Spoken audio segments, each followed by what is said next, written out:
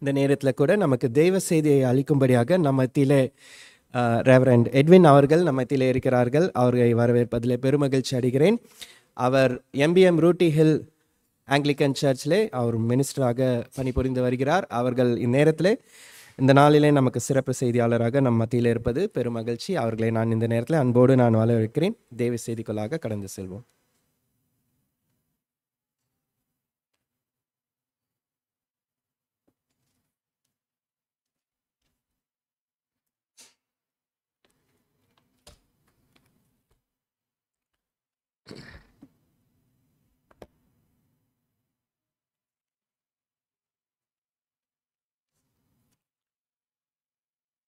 இன்று மதியம் நாங்கள் எங்களுடைய தியானத்திற்காக லூக்கா எழுதிய சுவிசேஷம் 1ஆம் அதிகாரம் 26ஆம் வசனத்திலிருந்து 28ஆம் வசனம் வரை உள்ள பகுதியை நாங்கள் பார்க்க போகின்றோம்.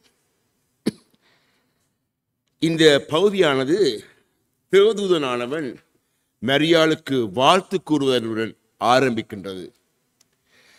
தேவதூதனின் இந்த வாழ்த்தை மரியாள் கேட்ட பொழுது அவள் ஆரம்பத்தில் கலக்கமடைந்த பொழுதிலும் தூதனானவன் அவளுக்கு இரட்சிப்பின் செய்தியை சுருக்கமாகவும் தெளிவாகவும் 30ஆம் வசனங்களிலிருந்து 33ஆம் வசனம் வரை எடுத்து கூறிய பின்பு அவள் மனம் கலக்கமடைந்த நிலையிலிருந்து ஒரு சாந்தி நிலையை அடைந்து 38வது வசனத்தில் இப்படியாக அவள் கூறுகின்றாள். அதற்கு மரியாள், இதோ நான் ஆண்டவருக்கு அடிமை, உம்முடைய வார்த்தையின்படி எனக்கு ஆக கடவுது என்றாள். அப்பொழுது தேவதூதன் அவளிடத்திலிருந்து போய்விட்டான். இப்படி இந்த மரியாளுடைய பதிலானது கிறிஸ்தவ சீடத்துவத்திற்கு ஒரு நல்ல எடுத்துக்காட்டாக அமைகின்றது. நம்முடைய வாழ்க்கையிலே சோதனைகள், துயரங்கள், துன்பங்கள், கஷ்டங்கள் வரலாம். அப்படியான நேரங்களிலே நாங்கள் ஆண்டவரிடத்திலே தாராளமாக கேள்விகளை கேட்கலாம். ஆனால் இறுதியில் எங்களுடைய விசுவாசத்தை ஆண்டவர் மேல் போட்டுவிட்டு நம்முடைய வாழ்க்கையை அவருக்கு சமர்ப்பித்துத்தான் நாங்கள் வாழ கற்றுக்கொள்ள வேண்டும். இதைத்தான் இந்த 38வது வசனத்திலே அடங்கியிருக்கின்ற மரியாளுடைய பதில் எங்களுக்கு தெளிவாக எடுத்து கூறுகின்றது. தேவதூதன் ரட்சிப்பின் செய்தியை மரியாள் கேட்ட பொழுது அவள் ஆரம்பத்திலே கலக்கமடைந்த பொழுதிலும் அவள் ஒரு சாந்த நிலையை அடைவதற்கு இருந்த காரணம் என்னவென்றால், அவனுடைய அந்த செய்தியிலே பழைய ஏற்பாட்டின் தீர்க்க தரிசனங்களும் தேவன் தனது தாசனாகிய தாவீதுடன் செய்து கொண்ட உடன்படிக்கையையும் அவள் நன்கு அறிந்திருந்தாள். இதன் காரணமாகத்தான் அவள் இறுதியிலே உம்முடைய வார்த்தையின்படி எனக்கு ஆக கடவுது என்று சொல்லி தன்னை தேவனுடைய சித்தத்திற்கு சமர்ப்பிக்கிறதை நாங்கள் பார்க்கின்றோம். எனவே நாங்கள் இன்று காலை இந்த தேவதூதனுடைய செய்தியை, அதாவது 30வது வசனத்திலிருந்து 33வது வசனத்திலே காணப்படுகிற அந்த தேவதூதனுடைய செய்தியை நாங்கள் சற்று விரிவாக ஆராய்ந்து பார்க்க போகின்றோம்.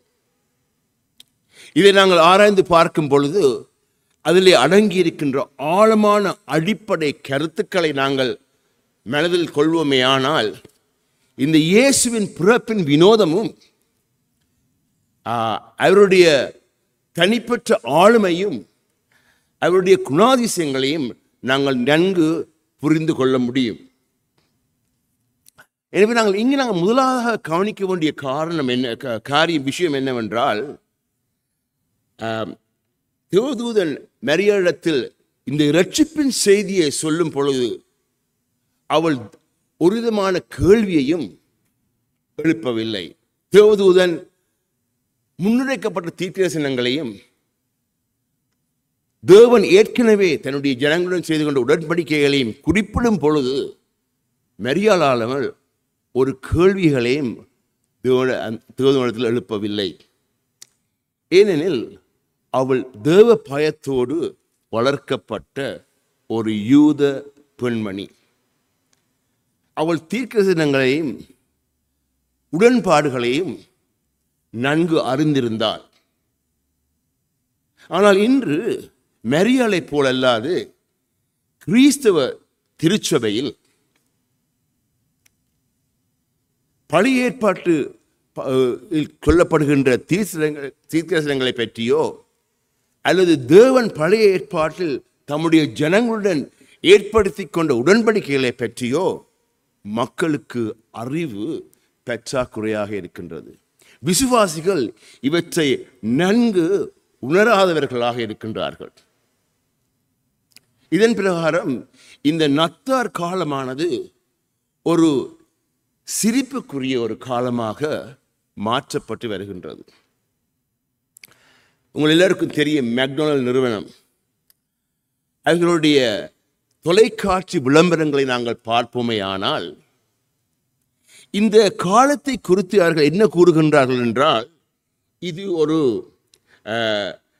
முட்டாள்தனமான பருவம் என்று கூறுகின்றார்கள்.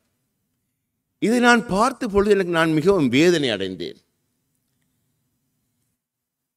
கர்த்தராகிய இயேசு கிறிஸ்து உலகத்தின் மக்களை ரட்சிக்க வந்த அந்த சரித்திர பூர்வமான உண்மையை நாங்கள் நினைவுகூறும் பொழுது அந்த காலத்தை அவர்கள் ஒரு முட்டாள்தனமான காலம், சிலி சீசன் என்று வர்ணிப்பதை நான் கேட்கும் பொழுது எனக்கு மிகவும் கவலையாக இருந்தது. எனவே தான் நாங்கள் இயேசுவின் பிறப்பின் செய்தியை புரிந்து கொள்ள வேண்டுமாயின் இந்த தேவதூதனின் செய்தியில் காணப்படுகின்ற அடிப்படை உண்மைகளை நாங்கள் புரிந்து கொள்ள வேண்டும். இப்படியாக தேவனுடைய இந்த பிறப்பை முட்டாள்தனமாக மாற்றுவதற்கு ஒரு காரணம் விசுவாசிகள் மௌனமாக இருப்பதுதான். எங்களுக்கு இந்த பருவத்தை, இந்த காலத்தை பற்றி நன்காக நாங்கள் புரிந்து கொண்டு இருப்போமே ஆயில் நாங்கள் அவர்களுக்கு பதில் கொடுக்கலாம். அறிவு இருந்தால் தானே பதில் கொடுக்கலாம், அறிவில்லாட்டி பதில் கொடுக்க முடியாதுல்ல. அப்போ எங்களில் இருக்கிற குறைவு என்னவென்றால், எங்களுக்கு வேத அறிவு, பழைய ஏற்பாட்டிலே குறிப்பிடப்பட்ட தீர்க்கதரிசனங்களை பற்றியோ அல்லது உடன்படிக்கைகளை பற்றியோ எங்களுக்கு அறிவு போதாதாக இருக்கின்றது. இதைத்தான் நான் இன்றைக்கு உங்களோடு நான் கலந்துரையாட வாஞ்சியாக இருக்கின்றேன். இந்த தேவதூதனுடைய செய்தியை உங்களோடு கலந்துரையாட நான் வாஞ்சியாக இருக்கின்றேன். ஆகவே நாங்கள் முதலாவதாக 30-31 வசனத்தை நாங்கள் பார்ப்போம். இங்கு தேவதூதன் மரியாளை நோக்கி, மரியாளே, நீ பயப்படாதே, தேவனிடத்தில் கிருபை பெற்றாய், இதோ நீ கர்ப்பவதியாகி ஒரு குமாரனை பெறுவாய், அவருக்கு இயேசு என்று பெயரிடுவாயாக. தேவதூதன் இங்கு குறிப்பிடுகின்ற இந்த வார்த்தைகள் எங்கே இருக்கின்றது யாருக்கும் தெரியுமா? இது நேரடியாக ஏசாயாவின் புத்தகத்தில் இருந்து எடுக்கப்பட்ட வார்த்தைகள். ஏசாயா புத்தகம் 7ஆம் அதிகாரம் 14ஆம் வசனத்திலே தேவன் ஒரு அடையாளத்தை இஸ்ரவேல் மக்களுக்கு கொடுப்பேன் என்று சொல்கின்றார். அதுதான் இந்த அடையாளம். ஆதலால் ஆண்டவர் தாமே உங்களுக்கு ஒரு அடையாளத்தை கொடுப்பார், இதோ ஒரு கன்னிகை கர்ப்பவதியாகி ஒரு குமாரனை பெறுவார், அவருக்கு இம்மானுவேல் என்று பெயரிடுவாயாக. அதாவது தேவன் நம்மோடு இருக்கின்றார் என்று பெயரிடுவாயாக என்று அங்கு ஏசாயா தீர்க்கதரிசி குறிப்பிடுகின்றார். இந்த தீர்க்கதரிசனத்தின் பின்னணி என்ன என்பதை நாங்கள் விளங்கிக் கொள்ள வேண்டும். ஆகாஸ் என்ற யூதா தேசத்து அரசன் யூதா தேசத்தை அரசாண்டு கொண்டிருக்கிற வேளையிலே, அதாவது கிறிஸ்துவுக்கு முன்பாக 740 வருடங்களுக்கு முன்பாக இந்த அரசன் யூதா தேசத்தை ஆண்டு கொண்டிருக்கும் வேளையிலே சீரியாவின் ராசாவாகிய ரெக்ஸீன் என்பவனும் 12 கோத்திரங்களையும் அடக்கியிருந்த இஸ்ரேல் ராஜ்யத்திலிருந்து பிரிந்து போன வடக்கு இஸ்ரேலின் ராஜாவாகிய பெக்கா என்பவனும் ஒருங்கிணைந்து எருசலேமை ஆக்கிரமிப்படுத்த வேண்டும் என்று திட்டப்பட்டிருந்தார்கள். இவர்களுடைய திட்டத்தை அறிந்த ஆகாஸ் என்ற யூத தேசத்து அரசனும் அவனுடைய எருசலேம் தேசத்து மக்களும் மிகுந்த பீதிக்குள் உள்ளாக்கப்பட்டார்கள். இதைத்தான் ஏசாயா தீர்க்கதரிசி மிகவும் அழகாக ஏசாயா 7ஆம் அதிகாரம் 2ஆம் வசனத்திலே வர்ணித்து கூறுகின்றார். சீரியர் எப்பிராயீமை சந்தித்திருக்கிறார்கள் என்று தாவீதின் குடும்பத்தாருக்கு அறிவிக்கப்பட்ட பொழுது இப்ரேம் எப்பிராயன் சொல்கின்றது இப்ரேம் என்ற கோத்திரம் தாவீதின் குடும்பத்துக்கு அறிவிக்கப்பட்ட பொழுது, அதாவது யூதாவுக்கு அறிவிக்கப்பட்ட பொழுது, ராஜாவின் இருதயமும், அதாவது ஆகாசுடைய இருதயமும் அவன் ஜனத்தின் இருதயமும் காற்றிலுள்ள மரங்களைப் போல், மரங்கள் காற்றில் அசைகிறது போல அசைந்ததாம். அவ்வளவு மோசமாக அவர்கள் பயத்தினாலே பீடிக்கப்பட்டார்கள். அப்ப இந்த ஒரு வேளையிலே தான் ஆகாஸ் அரசனிடம் கர்த்தரானவர் ஏசாயா தீர்க்கதரிசியை அனுப்புகின்றார்.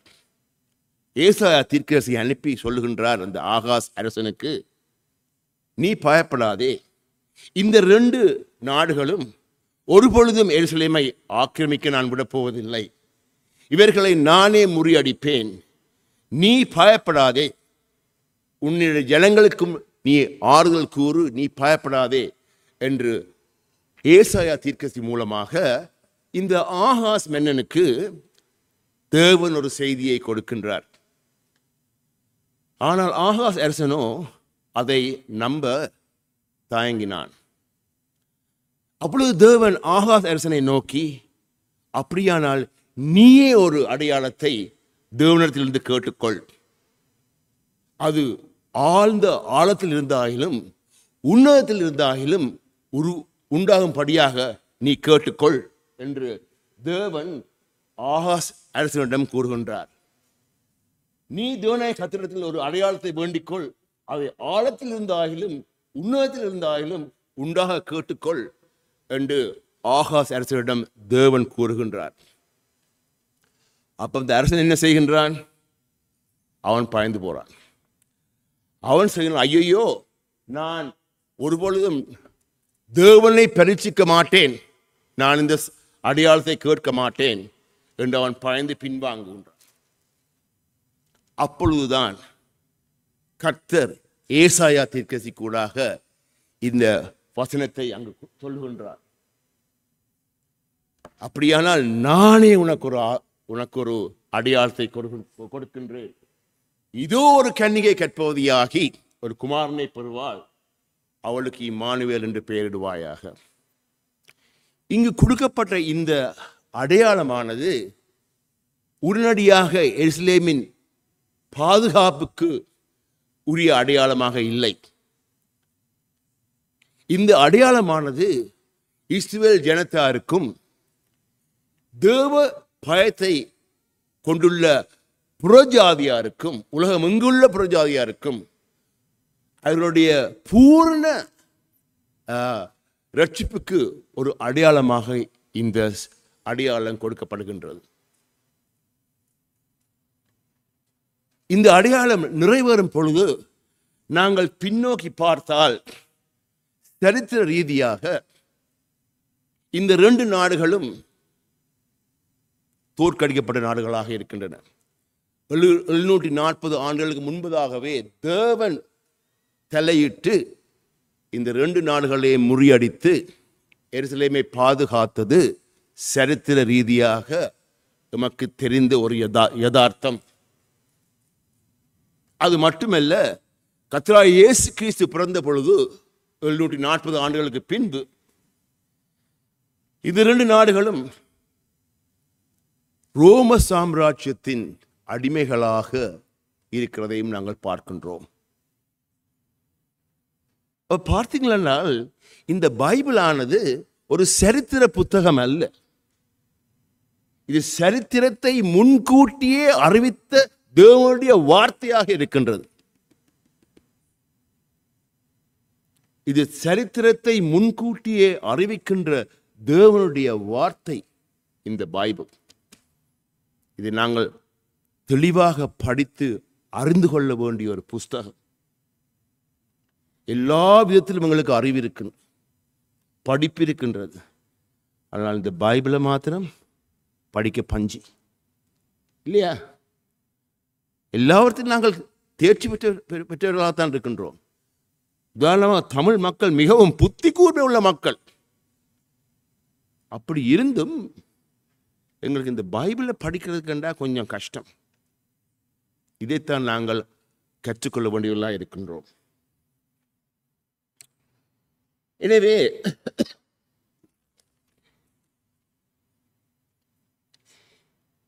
இந்த அடையாளமானது கிறிஸ்துவின் பிறப்பிற்கு 740 ஆண்டுகளுக்கு முன்பாக அறிவிக்கப்பட்ட இந்த அடையாளம் அந்த நாள் தொட்டு காலாகாலமாக இஸ்ரவேல் ஜனங்களும் தேவனை நம்பியிருக்கின்ற புறஜாதிகளும் உலகெல்லாம் வாழ்கின்ற புறஜாதிகளும் இந்த அடையாளம் நிறைவேறுவதை எதிர்பார்த்து வண்ணமாகத்தான் ஜீவித்திருக்கின்றார்கள்.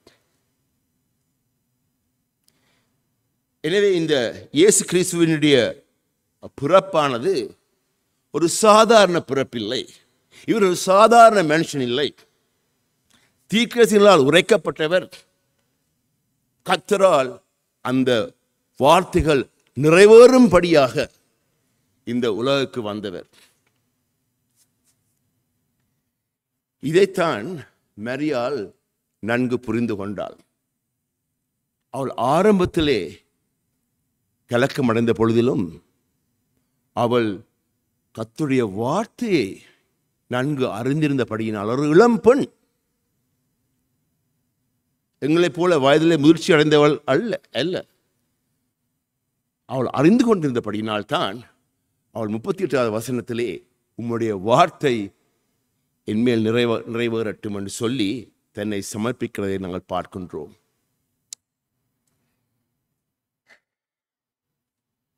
இரண்டாவதாக நாங்கள் 32ஆம் 33ஆம் வசனத்திலே குழந்தை இயேசு எப்படிப்பட்டவர் என்று அது எங்களுக்கு விஸ்தரித்து கூறுகின்றது. அங்கு என்ன கூறப்படுகின்றது என்றால், நான் அதை உங்களுக்கு வாசித்து காட்டுகின்றேன்.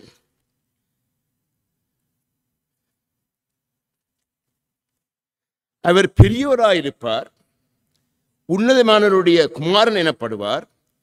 கர்த்தராகிய தேவன் அவருடைய பிதாவாகிய தாவீதின் சிங்காசனத்தை அவருக்கு கொடுப்பார். அவர் யாக்கோபின் குடும்பத்தாரை என்றென்றைக்கும் அரசாளுவார். அவருடைய ராஜ்யத்திற்கு முடிவிராது என்று தேவதூதன் இயேசுவை பற்றி அங்கு வர்ணிப்பதை நாங்கள் பார்க்கின்றோம். அவர் பெரியவராக இருப்பார். அவர் உன்னதமானவருடைய குமாரனாக இருப்பார். கர்த்தராகிய தேவன் அவருடைய பிதாவாகிய தாவீதின் சிங்காசனத்தை அவருக்கு கொடுப்பார். அவர் யாக்கோபின் குடும்பத்தாரை என்றென்றைக்கும் அரசாளுவார். அவருடைய ராஜ்யத்திற்கு முடிவே இல்லை என்று கூறுவதை பார்க்கின்றோம். இது எங்கிருந்து வருகின்றது என்று பார்ப்போமே. ஆனால் இந்த தேவதூதன் கூறுகின்ற இந்த வார்த்தைகள் நேரடியாக 2 சாமுவேல் 7ஆம் அதிகாரத்திலிருந்து பெறப்பட்டிருக்கின்றது. 2 சாமுவேல் 7ஆம் அதிகாரத்திலே தன்னுடைய தாசனாகிய தாவீது ராஜாவுடன் தேவன் ஒரு உடன்படிக்கையை ஏற்படுத்துகின்றார். அதில் 3 காரியங்கள் அடங்கியிருக்கின்ற அந்த உடன்படிக்கையில் முதலாவதாக தேவன் தாவீதை பார்த்து சொல்கின்றார், உனது கற்ப பிறவியிலிருந்து உருவாகும் சந்ததியிலிருந்து தான் ஒரு புத்திரன் வந்து என்னுடைய தேவாலயத்தை எருசலேமிலே எனக்கு கட்டுவான். அவன் யாருன்னு எங்கள் எல்லாருக்கும் தெரியும். அவன் தான் சாலமோன் ராஜா. அது மட்டுமல்ல, தேவன் சொல்கின்றார், இந்த யூதாவின் அரசாட்சி இருக்கின்றதே, அது உன்னுடைய வம்ச வழியில் தான் தொடரும். உனக்கு பின் உன்னுடைய மகன், உன்னுடைய மகனுக்கு பின் உன்னுடைய பேரன், உன்னுடைய பேரனுக்கு பின் உன்னுடைய பூட்டன், இப்படியாக உன்னுடைய பூட்டனுக்கு பின் உன்னுடைய பெரிய பூட்டன், இப்படியாக உன்னுடைய வம்ச வழியில் தான் இந்த யூதாவின் அரசாட்சி தொடரும் என்று நான் உனக்கு உறுதிமொழி வழங்குகின்றேன் என்று தாவீதுக்கு கர்த்தர் கூறுகின்றார். மூன்றாவதாக அவர் சொல்கின்றார், இப்படியாக இந்த யூதாவின் அரசாட்சி உன்னுடைய வம்ச வழியிலே தொடர்ந்து போய்கொண்டிருக்கிற நேரத்திலே உன்னுடைய வம்ச வழியிலிருந்து இன்னுமொரு புத்திரன் தோன்றுவார். அவர் எப்படிப்பட்ட புத்திரன் என்றால், ஒரு பொழுதும் மரிக்காத என்றென்றைக்கும் ஜீவிக்கின்ற ஒரு புத்திரன் உன்னுடைய வம்ச வழியிலிருந்து வருவார். அவர் தோன்றி தேவனுடைய ராஜ்யத்தை என்றென்றைக்கும் நிலைநாட்டுவார் என்று 3 வாக்குறுதிகளை தேவன் தாவீது ராஜாவுக்கு கொடுத்ததை நாங்கள் 2 சாமுவேல் 7ஆம் அதிகாரத்திலே படிக்கின்றோம். மரியாள் தேவனுடைய தூதனுடைய வார்த்தைகளை கேட்ட பொழுது அவள் அறிந்து கொண்டாள், இங்கு ஒரு பொழுதும் மரிக்காமல் என்றென்றும் ஜீவிக்கின்ற இந்த மேசியாவானவர் தான் தன்னுடைய வயிற்றிலே உதயமாக போகின்றார் என்று மரியாள் தெளிவாக அறிந்து கொண்டாள். எனவேதான் அவள் மனம் சாந்தி பெற்றது. உடனடியாக அவள் தேவதூதனுக்கு, உம்முடைய சித்தத்தின்படி, உம்முடைய வார்த்தையின்படி எனக்கு ஆக கடவது என்று சொல்லி தன்னை அர்ப்பணிக்கிறதை பார்க்கின்றோம். எனவே தேவதூதனுடைய அந்த இரட்சிப்பின் செய்தியில் மிகவும் ஆழமான அடிப்படை உண்மைகள் அங்கு இருக்கின்றதை நாங்கள் பார்க்கின்றோம். முதலாவதாக, இயேசு கிறிஸ்துவானவர் தீர்க்கதரிசிகளால் உரைக்கப்பட்டவர். அவருடைய உதயமானது 740 வருடங்களாக எதிர்பார்க்கப்பட்ட ஒரு சம்பவம், ஒரு அடையாளம். இதை ஒருவராலும் மறுக்க முடியாது. அவர் நேற்று இன்று பிறந்தவர் அல்ல. 740 வருடங்களாக எதிர்பார்ப்பின் பின்பு இந்த உலகத்துக்கு வந்தவர். இரண்டாவதாக நாங்கள் பார்க்க வேண்டிய என்னவென்றால், இந்த இயேசுவானவர் தாவீதின் வம்ச வழியாக தோன்றி தேவனுடைய ராஜ்யத்தை என்றென்றைக்கும் நிலைநாட்டுவார். தேவனுடைய ராஜ்யம் யூத ராஜ்யத்தை போன்றது அல்ல. தேவனுடைய ராஜ்யம் இஸ்ரவேல் மக்களையும் புறஜாதியரையும் உள்ளடக்கிய ராஜ்யமாக அமையும். இதை செய்பவர் யார் என்றால் கர்த்தராகிய இயேசு கிறிஸ்து.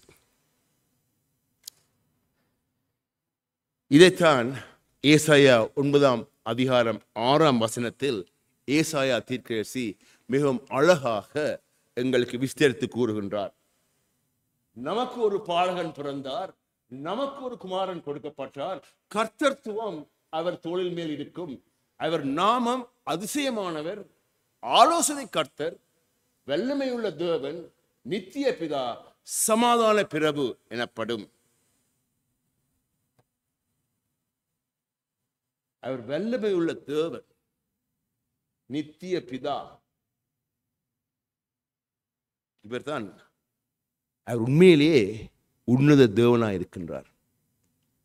மரியாளுடைய வயிற்றிலே அவர் ஒரு மனிதனாக பிறந்தாலும் அதே நேரத்திலே அவர் உன்னத பிதாவாக இருக்கின்றார், உன்னத தேவனாயிருக்கின்ற வல்லமுள்ள தேவனாயிருக்கின்றார்.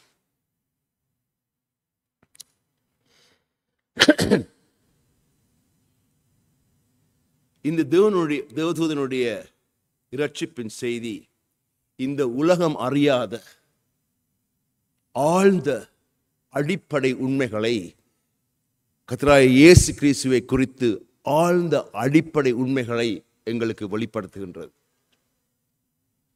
இதைத்தான் கிறிஸ்துவாகிய நாங்கள் ஒவ்வொருவரும் முறையாக கற்றுக்கொண்டு ஆணித்தரமாக துணிச்சலுடன் இந்த உலகத்திற்கு எடுத்து சொல்ல வேண்டியவர்களாக இருக்கின்றோம். நாங்கள் மௌனம் சாதித்தால் ஒவ்வொரு வருஷம் போகவும் இந்த நத்தார்த்தினம் இன்னும் கூட கீழி கூத்தாக மாறிக்கொண்டு போகும் இல்லையா? அந்த பொறுப்பு எங்களிடத்தில் தான் இருக்கின்றது. வார்த்தையை ஆராய்ந்து இயேசு கிறிஸ்துவை பற்றி சொல்லப்படுகின்ற உண்மைகளை அறிந்து அதை உலகத்திற்கு துணிச்சலுடன் சொல்ல வேண்டியது எங்களுடைய கடமை. இதைத்தான் வெண்பத்தில் திருச்சபை மிகவும் கவனமாக செய்ய வேண்டும் என்று நான் வாஞ்சிக்கின்றேன். இந்த தேவதூதனுடைய இந்த இரட்சிப்பின் செய்தியின் முதலாவதாக இயேசுவின் கன்னி பிறப்பு கிறிஸ்துவுக்கு முன்பு 740 ஆண்டுகளுக்கு முன்பாக அறிவிக்கப்பட்டது. அந்த காலத்தில் இருந்து இயேசுவானவர் இந்த உலகத்துக்கு வருமளவும் இந்த உலகமே அதை எதிர்பார்த்த வண்ணம் இருந்தது. இயேசுவானவர் தீர்க்கதரிசிகளின் தீர்க்கதரிசனத்தை நிறைவேற்றும்படியாக வந்த ஒருவர். இரண்டாவது, இயேசு கிறிஸ்துவானவர் மரியாளின் மகனாக இருந்த பொழுதிலும் அவர் அதி உன்னத தேவனுமாயிருக்கின்றார். அவர் 100% மனுஷனாக இருந்த பொழுதிலும் அவர் 100% அதி உன்னத தேவனுமாய் இருக்கின்றார். இப்படிப்பட்ட ஒருவரை நாங்கள் ஆழ்ந்த ஆழத்திலும் அதி உன்னதத்திலும் கண்டுபிடிக்க முடியாது. இயேசு கிறிஸ்துவுக்கு ஒப்பானவர் ஒருவரும் இல்லை என்பதை நாங்கள் திட்ட தெளிவாக அறிந்து கொள்ள வேண்டியவர்களாக இருக்கின்றோம். இந்த இயேசுவானவருக்கு ஒப்பாக ஒருவரும் இல்லை. 100% மனுஷன், 100% தேவன். 7 மண்டா தேடி கண்டுபிடிச்சு பாருங்க. ஆழத்திலாவது அது உன்னதத்திலாவது யாரையாவது தேடி கண்டுபிடிச்சு பாருங்க. ஒருவரும் இருக்க மாட்டார். மூன்றாவதாக, இயேசுவின் ஆளுமை மனித சுபாவத்தையும் தேவ சுபாவத்தையும் ஒன்றிணைத்து தனித்துவமாக இருப்பதால் இப்படிப்பட்டவர் தான் மனுஷருக்கும் தேவனுக்கும் இடையில் ஒரு மத்தியஸ்தராக இருக்க முடியும். இப்படிப்பட்டவர் தான் மனிதர்களை தேவனிடத்தில் கொண்டு போய் சேர்ப்பதற்கு ஏற்ற ஒரு இரட்சகராக இருக்க முடியும். இயேசு என்ற மனிதனூடாகத்தான் கிறிஸ்து என்ற உன்னத தேவனிடத்தில் நாங்கள் போய் சேரலாம். இயேசு என்ற மனிதனூடாகத்தான் கிறிஸ்து என்ற உன்னத தேவனிடத்தில் நாங்கள் போய் சேரலாம். இவற்றையெல்லாம் நாங்கள் அறிந்து இவற்றை நாங்கள் உலகத்துக்கு எடுத்துக்கொள்ள வேண்டியது எங்களுடைய கடமை. நான் இந்த விளம்பரத்தை பார்த்த பொழுது மிகவும் கவலைப்பட்டேன்.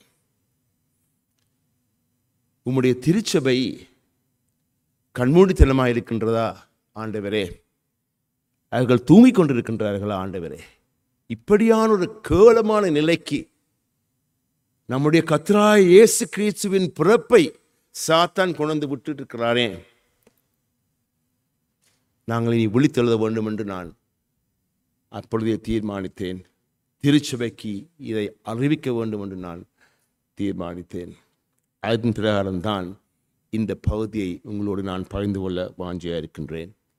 இயேசுதானே, கர்த்தராகிய இயேசு கிறிஸ்து தாமே நமக்கு தன்னுடைய பலத்தையும் தன்னுடைய ஆவியின் வல்லமையையும் கொடுத்து எங்களை வழிநடத்துவாராக.